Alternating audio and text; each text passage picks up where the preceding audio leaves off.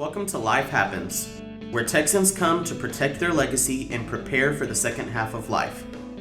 Join your host, attorney Kim Hegwood with Hegwood Law Group, and our weekly guest as we navigate the challenges that emerge as life happens. Now here's your host, Kim Hegwood. Good morning. Welcome to Life Happens with me, Kim Hegwood. And today our very special guest is Ron Nevelow with Inspire. Ron, welcome to the show. Thank you.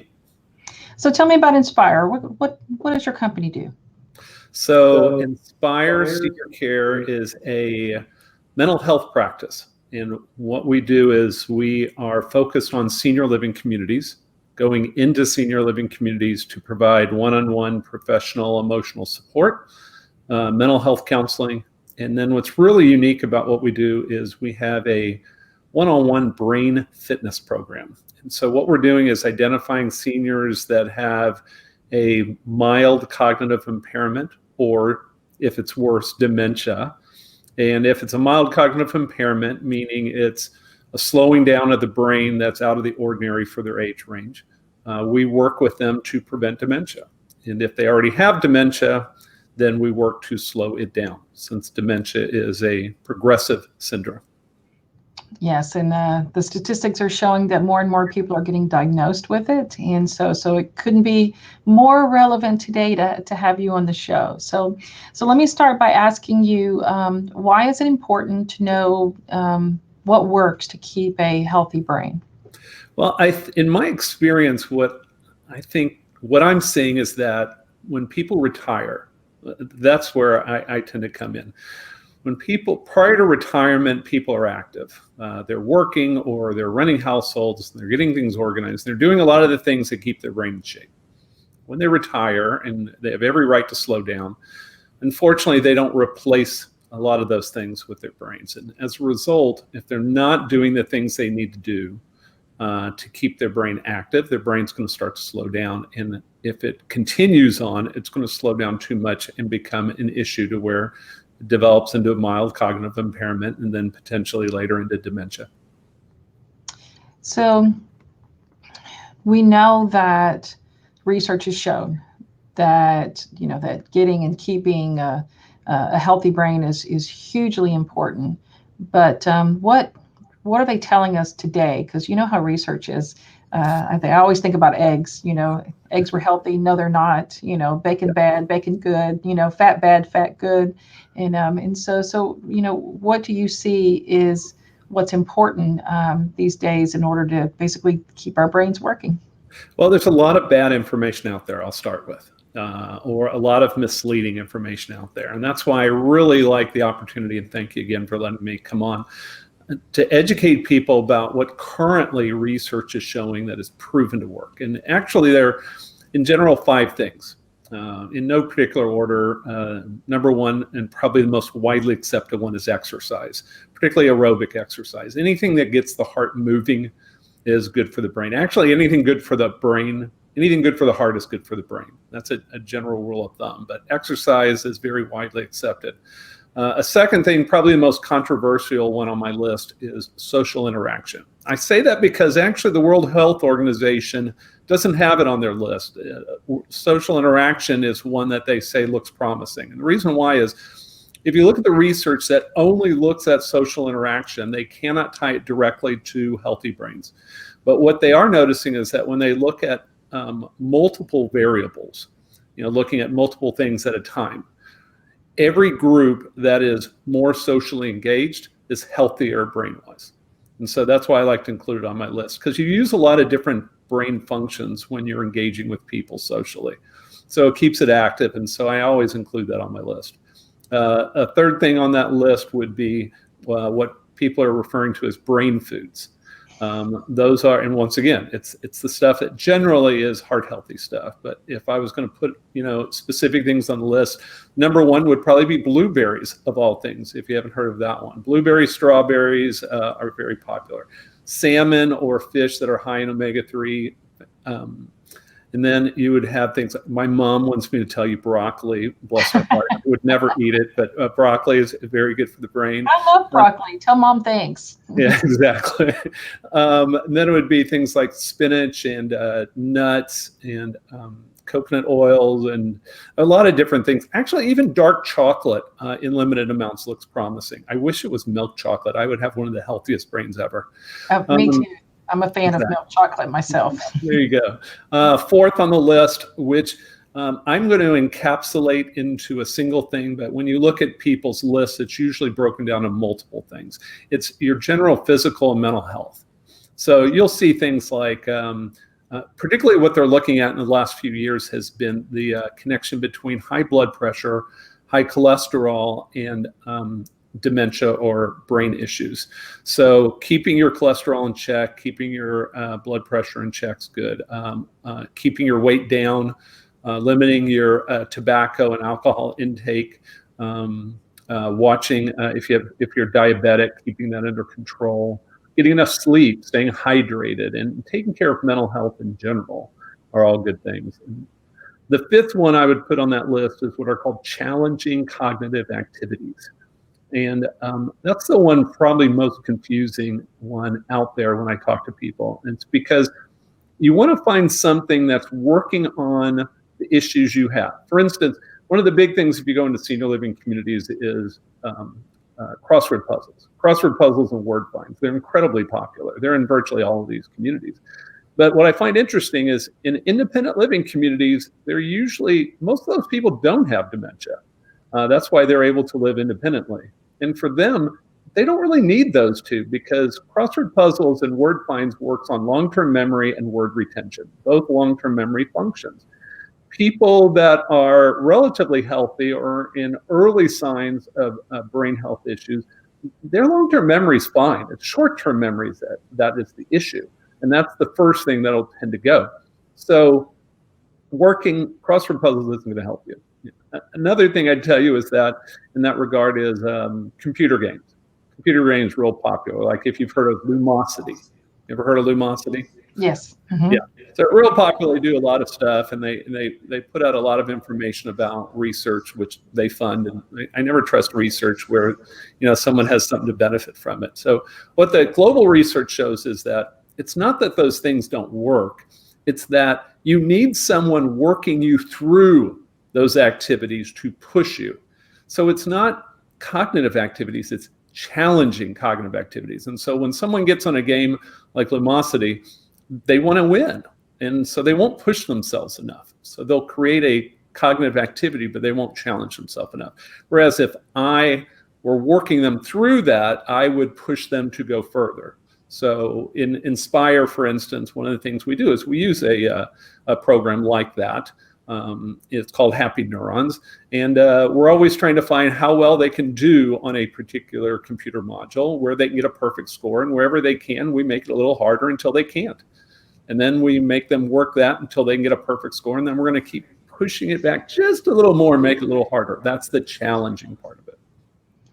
Yeah, well, yes, that does sound challenging. Here, and I was thinking all of my free cell and Sudoku and all of my other little card games and stuff that I play randomly may not cut it in today's world of keeping my brain where it needs to be. So, well, it's interesting. These are all cognitive activities and they're fun, right? Mm-hmm. The question is, can you find something that will really push you? To use your memory, to use your decision making, to use your processing speed or your deductive reasoning. That's the stuff that you want to do to really push you. Yeah. So what do you think is the biggest mistakes that seniors make in regards to brain health? So the one that I really see is they wait too long to get checked out. They will notice things going on that concern them, and they won't do anything about it. They'll tell themselves they're just getting older and it's nothing to worry about. And then other people will start to notice and they still won't do anything about it. And by the time they will finally do something about it, it's noticeable to most everybody. Then they'll go see their physician. So their physician's good because the physician can give them a test to see if they have dementia, but they're not going to diagnose specifically what's going on in the way that a psychologist could. I personally would tell them, when you start to notice some things out of the ordinary, brain-wise, get to a psychologist and get some just minimal testing to screen yourself for cognitive impairment. That's all you need to do. It takes 45 minutes probably. I'm not talking about a full neuropsych testing, which is like 6 to 10 hours. I'm just talking about something relatively simple, but do it early. Because by the time you get to dementia, dementia at this point in time is not curable. So you're stuck. But if you catch it early where it's not dementia, and it's a mild cognitive impairment, that's preventable. That you can improve and you can get back to normal. So that's why it's so important to get checked out early, and get checked out, and particularly I'd say by a psychologist. So what do you think that senior living communities lack in helping their residents stay brain healthy? So this is where my company Inspire came out of. We noticed something missing. So if you look at senior living communities and you look at the 5 things that research shows to be effective. Senior living communities provide exercise programs. They provide social activities.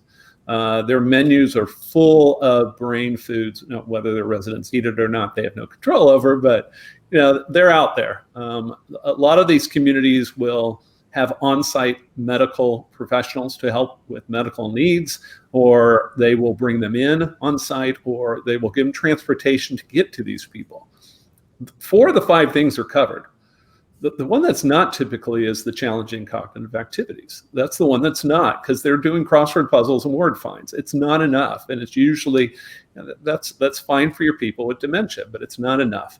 Also, when I see in these communities, a lot of them aren't doing any brain health activities, or when they do, they're doing it in a group, which is what they're set up to do. They're not set up to do one-on-one. They're not staffed that way. They can't be. So they can't individualize it for their needs. So that's why, we at Inspire came through and created a program where we come on site and do the one-on-one work to add to it. So, and then the senior living communities that have us coming in, or someone similar to that, yeah, they're really meeting their full needs. And that's what you need to do. Personally, I'd rather them get something every single day. That's not always possible, but it is possible. You just got to work at it. So, a lot of people come in and they ask about, the differences between, dementia and Alzheimer's, and now Alzheimer's is considered a form of dementia, so they've kind of changed that. And for me, I know a lot about all the different ones, but what I find in my practice usually is that Alzheimer's patients tend to be very healthy, usually have nothing else wrong, no health issues whatsoever, but dementia, that's not the case. What do you find that is probably more accurate when it comes to, people distinguishing between, dementia and Alzheimer's? I think you've been fortunate in the Alzheimer's people you're seeing, actually. And hopefully it's because they're getting to you earlier rather than later.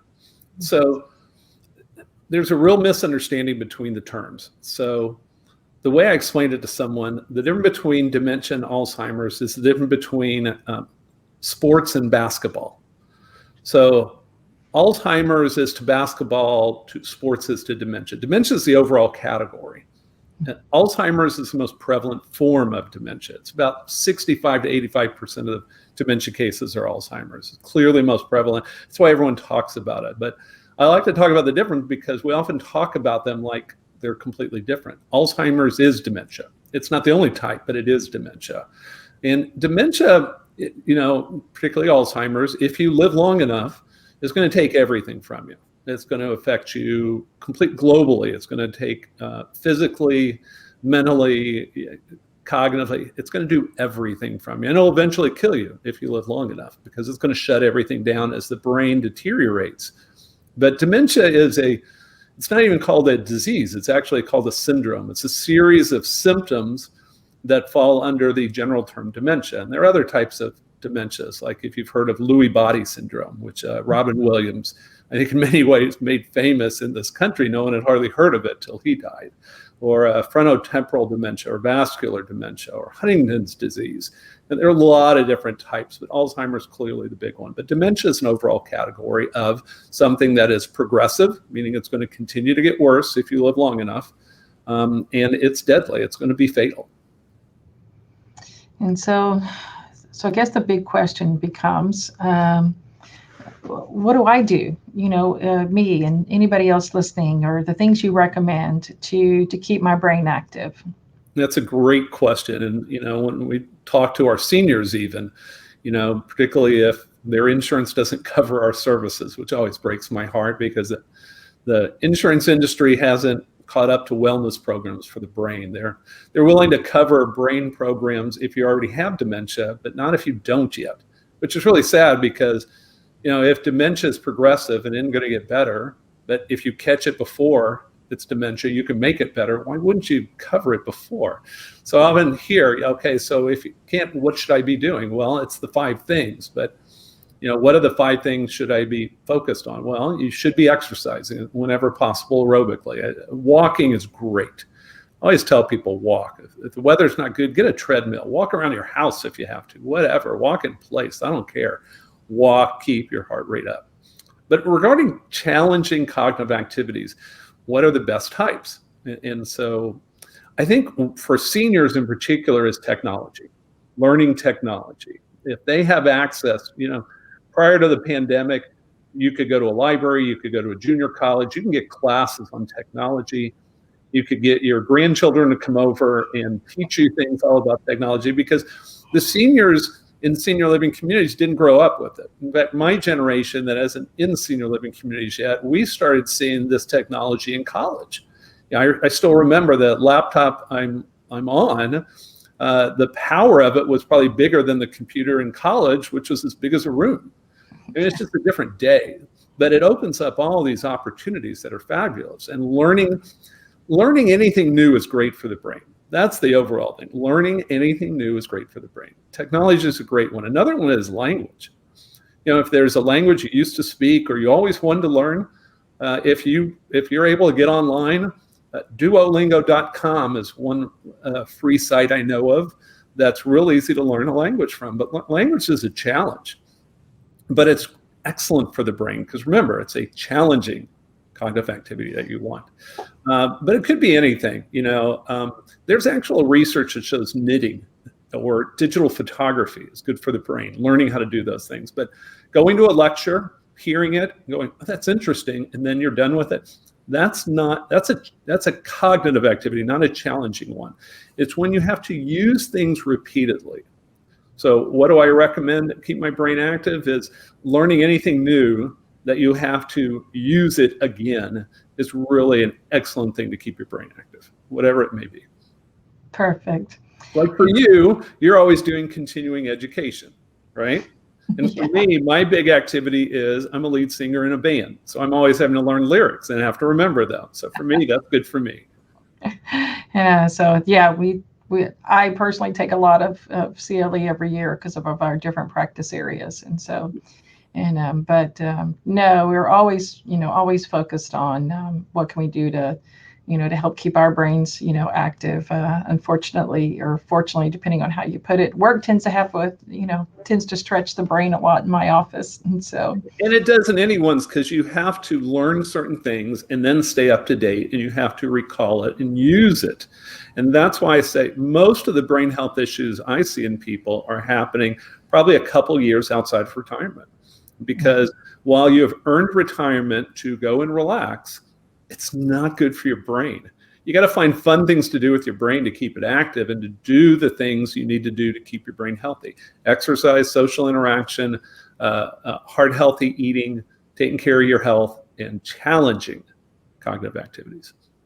Yeah, well, I appreciate it. So, Ron, tell our listeners how do they find you if they would like to use your services? Okay, so the company is called Inspire Senior Care. I always call it Inspire because people hear senior care and they think we're home health. We're not. We're mental health and brain fitness. So if you went online and went to inspireseniorcare.com, you would see a phone number, which will go to me, or you can call me directly at 214-563-2126. And if we can help you via telehealth, we'd love to. If you're in a senior living community, I'd love an introduction to try and bring our services to your community. Wherever we can do, however we can help people, we're here to help. Perfect. And so I appreciate it. And thanks so much for being on the show today. And thanks for having me. We look forward to seeing you again soon. Thank you very much. Bye-bye. Bye. Thanks for tuning in to this week's episode of Life Happens with Kim Hegwood. Be sure to tune in every Thursday at 10 a.m. wherever you listen to your podcast as we navigate through the challenges that emerge as life happens. The content of this podcast does not establish an attorney-client relationship or constitute attorney-client privilege, legal, medical, financial, or any other professional advice.